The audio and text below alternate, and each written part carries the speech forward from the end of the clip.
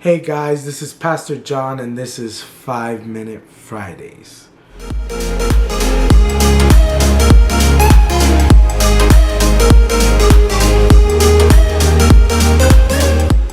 On 5 Minute Fridays, I take a question from my Wednesday question and answer session on Instagram and Facebook, and I try to answer this question as in depth as I can in 5 minutes.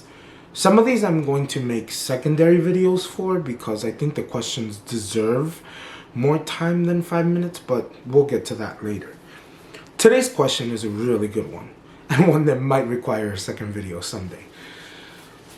How do you deal with the pressure of carrying such a large legacy? I'm going to start this by assuming that the person is not speaking of my own personal legacy, but rather the legacy of my parents, more specifically that of my mom, Reverend Magali Vazquez. For those of you who didn't get to know her, my mom has now been in heaven for almost 4 years. She was a pastor at Mount Sinai Pentecostal Church for almost 10 years. And for the majority of my life, if not all of it, she was either a pastor, a preacher, or a teacher, or some combination of the three. She was an amazing woman of God, like truly an amazing woman of God.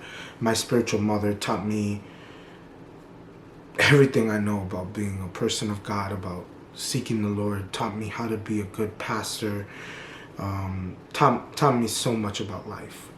And I miss her dearly, but that subject we'll touch on another moment. 4 years ago when she passed away, I was asked to come and pastor Mount Sinai. I will be upfront and sincere. My first answer in my head was no. I didn't want to come here. I didn't want to be the pastor of this church. Not because I didn't love the church, but because I knew the burden that it was going to be. And I felt like there was someone who could handle that other than me. The Lord had to work with me really seriously, and it took a lot of prophetic work for God to convince me to come here. I didn't come willingly. I am here willingly now, but I didn't come willingly. And it has been exactly as difficult as I thought it was going to be. The burden of every time you do something here, that's not the way your mom would have done it. It's extreme. It's rough. And added to that, whenever I travel to minister, hearing, "I knew your mom, you're Magali's son." It's overwhelming sometimes. It's very overwhelming because you feel like you need to live up to what she's done, to who she was, to how she helped people, and the wisdom that poured out of her every time she spoke. You feel like you need to live up to her anointing and to her calling and her ministry. And it is a weight that I have felt for a long, long time.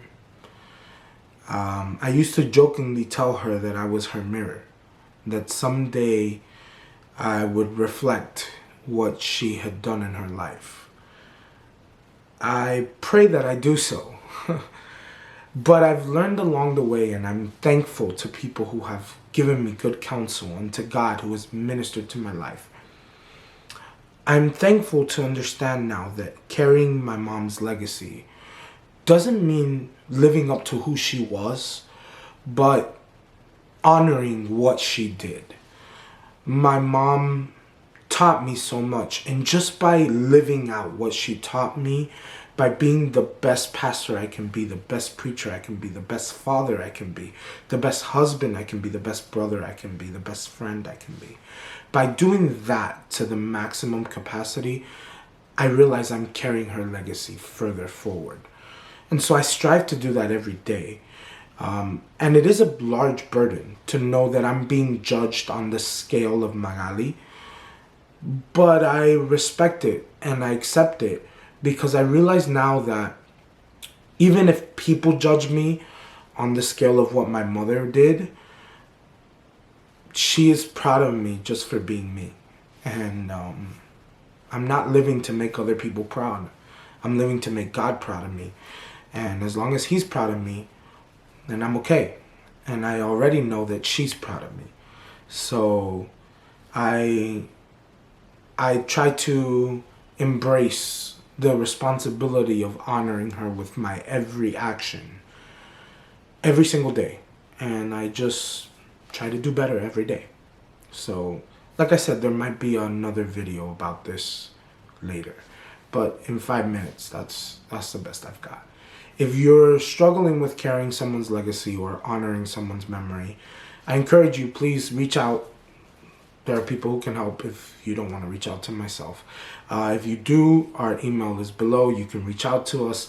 If you like this video, please subscribe, share, like it, comment on the video. Help us know that what we're doing is blessing your life. And before I'm out, allow me to dedicate this video in honor of a great woman.